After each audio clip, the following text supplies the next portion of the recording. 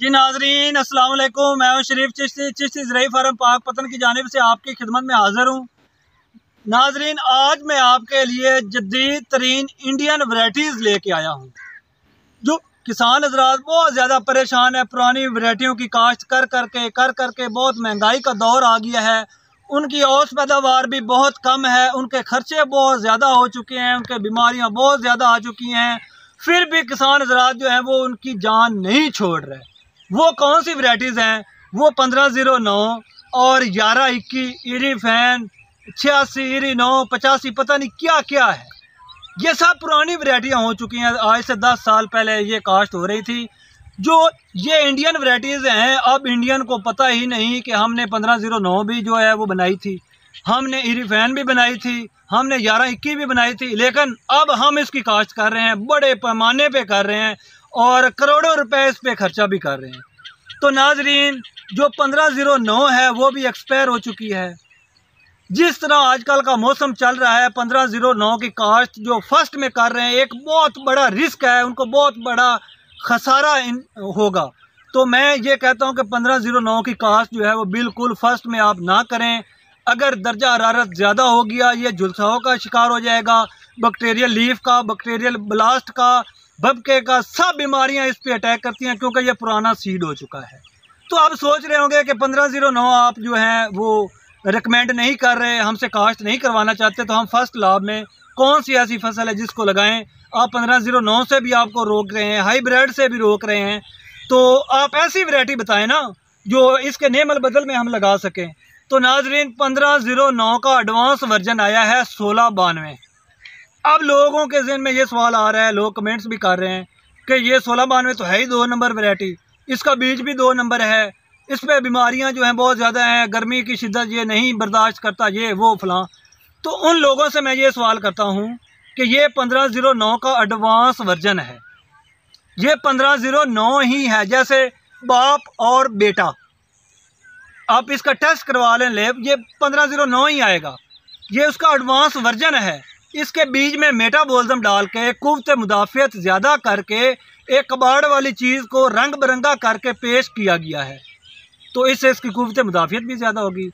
जब 1509 को आप सपोर्ट कर रहे हैं कि वो अच्छी होगी, 1692 ना लगाएं, तो क्यों? जिसमें 20% ग़िज़ाइयत ज़्यादा है और गर्मी के ख़िलाफ़ कुव्वत मुदाफ़ियत भी रखती है, और इस पर कोई फंजीसाइड मैंने इफ़ेक्ट बीमारी का नहीं देखा। पिछली दफ़ा साफ शफाफ रही है, फिर भी मैंने एहतियाती तौर पे इस पर 2 स्प्रे किए थे फंजीसाइड के, झुलसाओं से बचाव के लिए, वरना कोई बीमारी इसमें मुझे नज़र नहीं आई थी।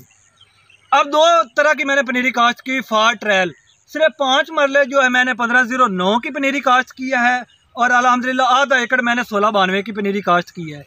तो जो 1509 की है ना, उस पर अब भी फंजीसाइड अटैक हो रहे हैं, उस पर बब का भी आ रहा है, वो झुलसाओं के पत्ते ऊपर से पीले भी हो रहे हैं, वीडियो में आपको दिखाऊंगा। तो इस बात से अब इमेजिन कर लें कि इसकी पनीरी में भी इतनी कुव्वत मुदाफ़ियत हो सकती है, तो इसकी फसल में कितनी कुव्वत मुदाफ़ियत होगी। जो इंडियन फार्मर हैं वो 1692 से आगे 1847 भी काश्त कर रहे हैं, और हम अभी 1509 के चक्रों में पड़े हैं। तो नाजरीन अगर आप कुछ आगे एडवांस फार्मिंग करना चाहते हैं तो आपको रिस्क लेना पड़ेगा, आजमाई हुई वैरायटी को छोड़ना पड़ेगा जो आपको नुकसान दे रही है, न्यू वैरायटीज़ की तरफ आना पड़ेगा। तो नाजरीन 1692 की आप आंखें बंद करके काश्त करें, अल्हम्दुलिल्लाह ये आपको बहुत अच्छा फीडबैक देगी, बहुत अच्छा रिजल्ट देगी। 66 मन पिछली दफ़ा 1 एकड़ से इसकी औसत पैदावार आई हमारी, अल्हम्दुलिल्लाह। सारा बीज ही हमने बनाया था, सारा बीज ही हमने बनाया था। तो 1692 हमें शहनशाह जो है बादशाह बना रही है, तो हम इसको रिकमेंड क्यों ना करें। ये इसकी बड़ी खूबी ये है कि ये 75 दिन में पक के तैयार हो जाती है। कोई ऐसी फसल दुनिया की है ही नहीं जो 75 दिन में पक के तैयार हो जाए। 1692 75 दिन में इसकी कटाई हो सकती थी, लेकिन 80 दिन में मैंने इसकी कटाई करवाई क्योंकि मैंने बीज बनाना था।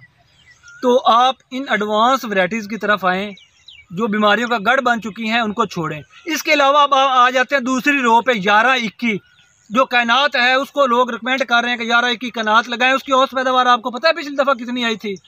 30 से 35 मन आई थी, और सारी बीमारियां उसी पे। उसका पौधा इतना कमज़ोर होता है, उसकी हाइट इतनी ज़्यादा होती है कि वो अपने पाँव पे नहीं खड़ा हो सकता, बूढ़ा हो गया है। जो चीज़ अपने पाँव पे नहीं खड़ी हो सकती, आप उसको कैसे रिकमेंड कर सकते हैं? वो गिर जाता है, वो तकरीबन कटाई से 10-15 दिन पहले वो एक सफ सी बन जाती है 11-21 की। तो इसलिए 11-21 कायनात भी ना काश्त करें, 1509 भी ना, वरना आपको बहुत ज़्यादा खसारा होगा। उसका नेम अल बदल आया है PB 1718, ये इंडियन वैरायटी है। और इसके अलावा अल खालिद 1718 जो बहुत ही अच्छी वैरायटी है, दुनिया का लंबा तरीन चावल आप इसको बोल सकते हैं। इसका जो दौरानिया है 10 मई को आप इसकी पनीरी काश्त कर दें, 10 जून को इसकी लाभ लगा दें मकई की कटाई के फ़ौरन बाद। ये 100 दिन की वैरायटी है। जो 11-21 है वो 125-120 दिन की वैरायटी है। तो जो एडवांस वैरायटीज़ हैं उनका दौरानिया भी कम है, उनकी औसत पैदावार भी ज़्यादा है, ख़र्चा सेम वही जो आप 1509 को डाल रहे हैं, खादें डाल रहे हैं, DAP डाल रहे हैं, बल्कि ख़र्चा ज़्यादा है क्योंकि इनका दौरानिया ज़्यादा आ गया, इनकी बीमारियां ज़्यादा आ गई हैं।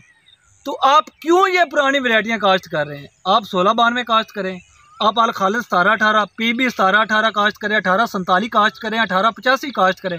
इनसे मैं आपको हरगज़ नहीं रोकूँगा। तो नाजरीन, मैं उम्मीद करता हूँ कि आपको 1509, 11-21, 1692, 1847 और 1718 के बारे में मुकम्मल रहनुमाई मिली होगी। अगर तद भी आपको ना मिली हो तो आप हमसे रब्ता कर सकते हैं। चिश्ती ज़रई फार्म आपकी पेश खिदमत के लिए हाजिर है। बहुत मेहरबानी। इसके अलावा 1692 का बीज, 1718 का बीज, म्यारी बीज, प्रोसीड ग्रीड चिलर किया हुआ हमारे पास मौजूद है, मुख्तलिफ पैकिंग में दस्तियाब है। जिस भाई को भी चाहिए वो चिश्ती ज़रई फार्म शरीफ चिश्ती पाक पतन शरीफ से रब्ता कर सकता है। बहुत